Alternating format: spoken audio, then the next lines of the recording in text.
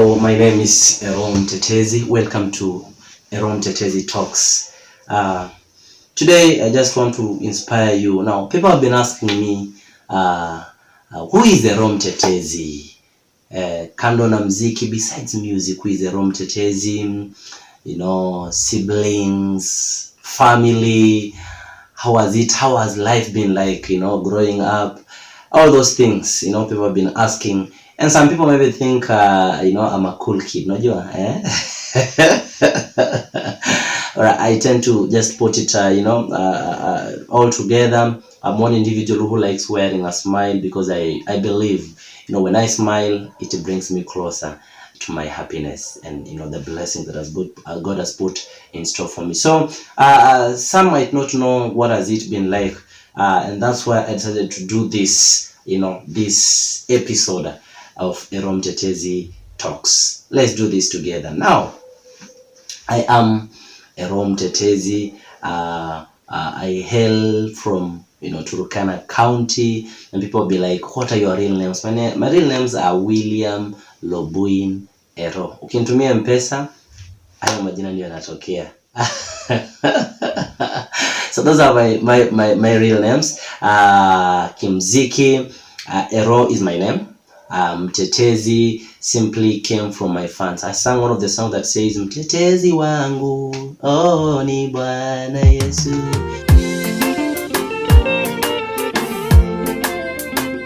Mtetezi wa moyo na maisha, mtetezi wangu, hey ni Bwana Yesu. So I sang that song, and when it came, it did well.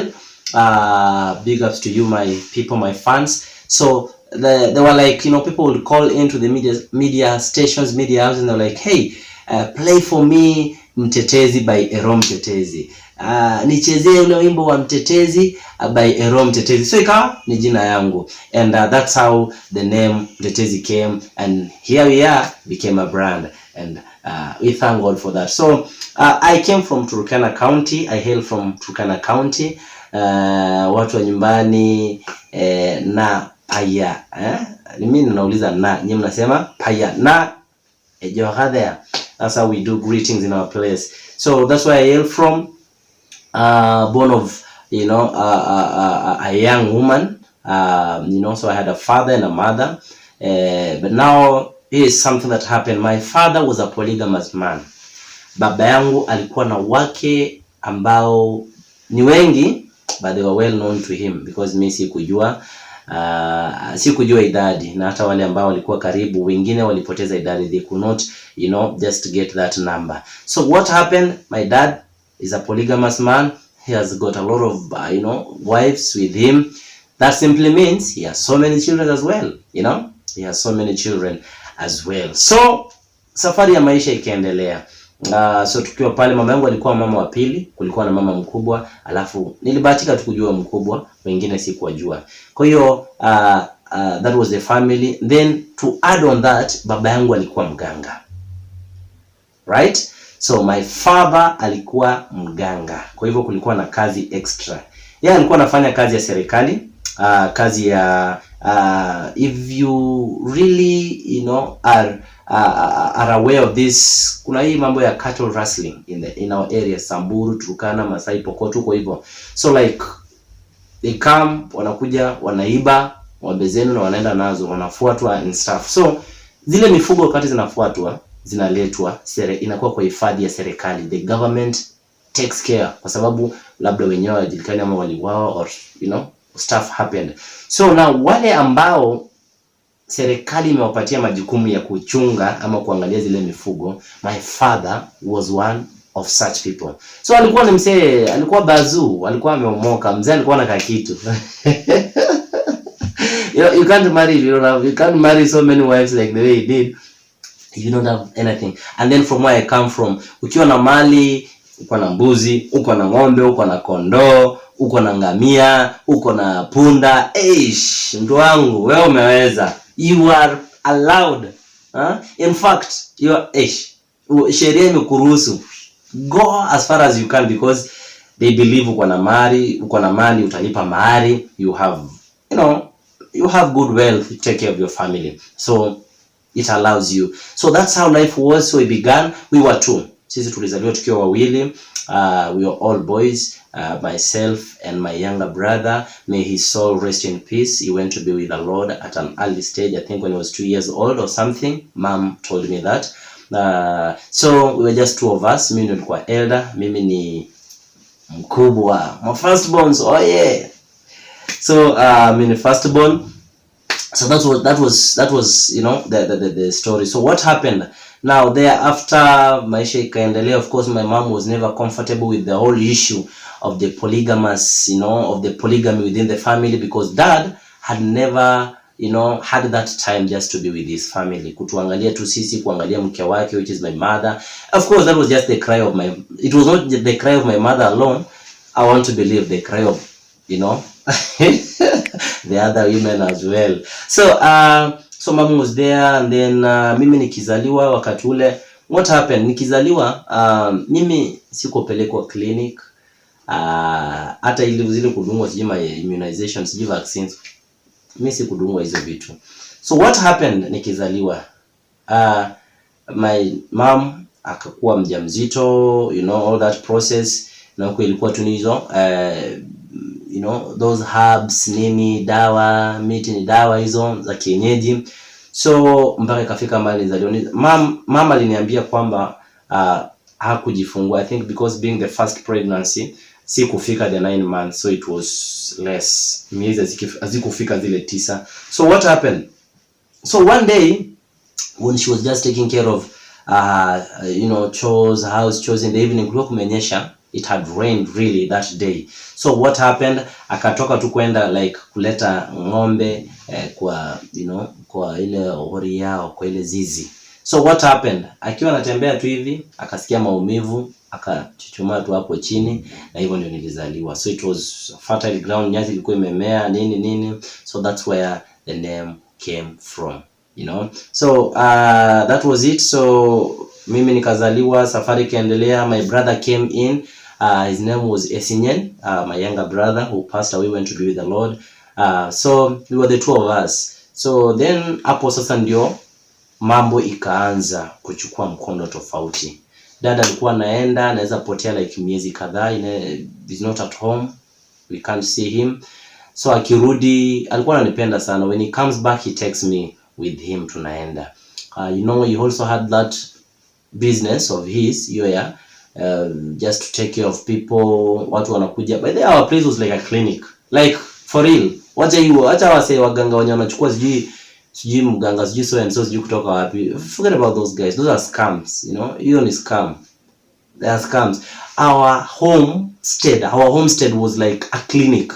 Me, I saw it with my eyes. Kulikuwa na wagonjwa wanakuja aina tofauti, wengine sijui kifua, wengine sijui wapi, a lot of ailments. So they would come that place, na wana camp, they would camp at that place. So my dad would attend to everybody separately na issues zako, vile hali yako iko, vile shida yako iko, that's how mzee will attend to you. So I would see everything that mzee used to do, because nilikuwa nimeanza kushika, I was so sharp. So ningekuwa I'll just be there checking what he's doing, I follow him nini. So little did I come to understand that little did I come to realize that I developed that urge, that trust, that, how do I put it, that kutaka kujua, unajua, what is he doing, what is he after, what is this and why. So kumbe as I was doing that, there was a rapport that was being created between me and mzee. There was a bond that was just there.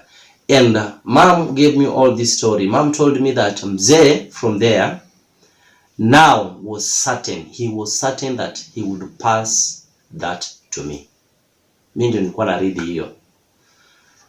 So me I didn't know. So tulikuwa mzee anakuja ananichukua, tunaenda na yeye, tunapiga story, tunaenda, tunapotea, tunakaa sijui kwa nyumba kwa mke wake wangapi, tunakaa huko hivyo, and then we come back. Tunaenda, we stay there for even 2-3 months, then we come back. So that was the issue.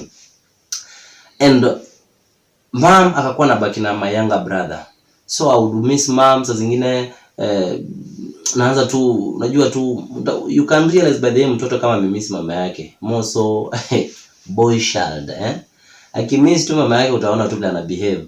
So me sometimes nasikia ni kama I'm sick, I'm not that sick. So hapo ndio dada anagutuka. Anaona like huyu anahitaji mama yake ama brother yake. He needs the family. Ananichukua, tunaenda, we come, we spend time together, kidogo tena tunapotea. So but all those things affected mom. So mom akakuwa nasikia vibaya kwa sababu I spend time na familia yake. Her husband is not around, you know. She was just disturbed as a woman. So what happened?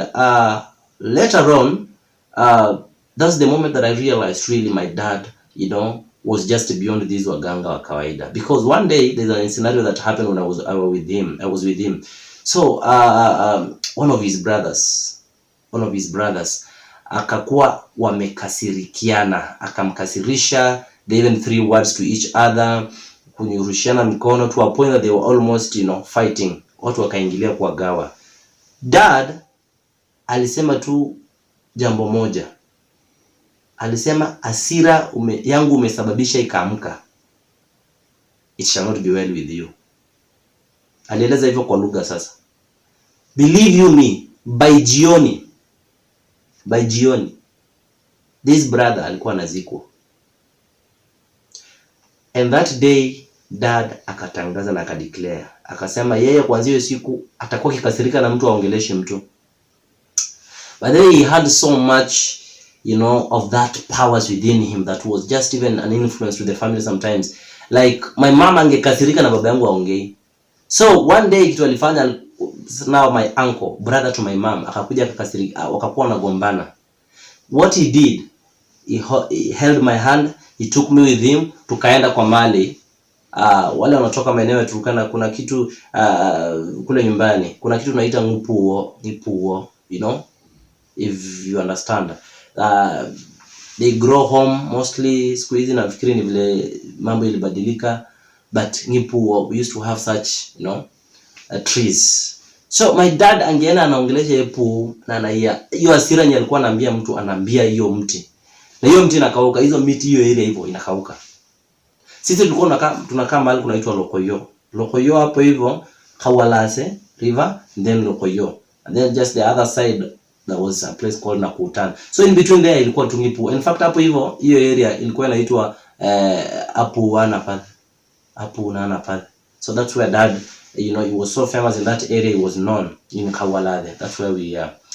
So that is what happened. So tukaendelea na dad nini. So finally mama akakuwa fed up na akachoka. So what happened?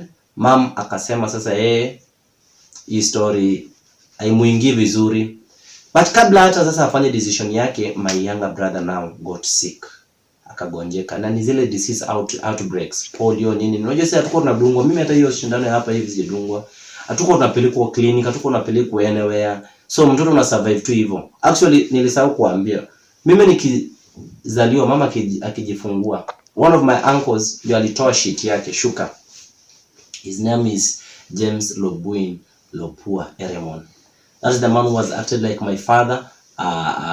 You know, he's taken good care of me, and I will be putting his story across, you know, even as we go forward. Just him alone.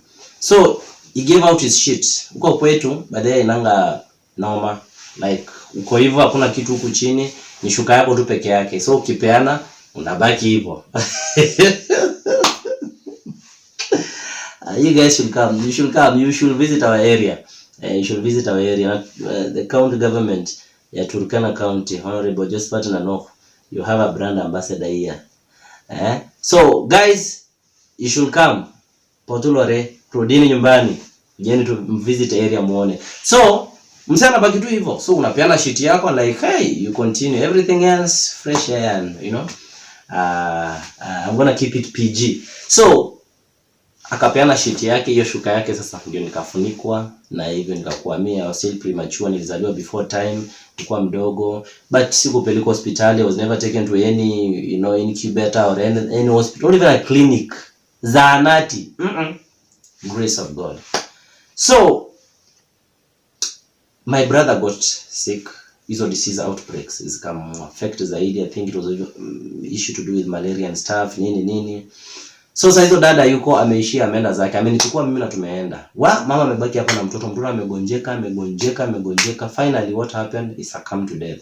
And all that time, all that period long, mama alikuwa anatuma barua. Ana like through the word of mouth, not written, through the word of mouth. Mkifika ambieni so and so. Mtoto wake hayuko vizuri, ni mgonjwa. Mke wake anataabika, wakuje. Hiyo story nafikia dad, na kwa sababu alikuwa ni msee analewa, ni msee ako na hii job yake, ni msee ako na vitu mingi za kufanya, so na hii kazi yake serikali, that will just become, something, second to him.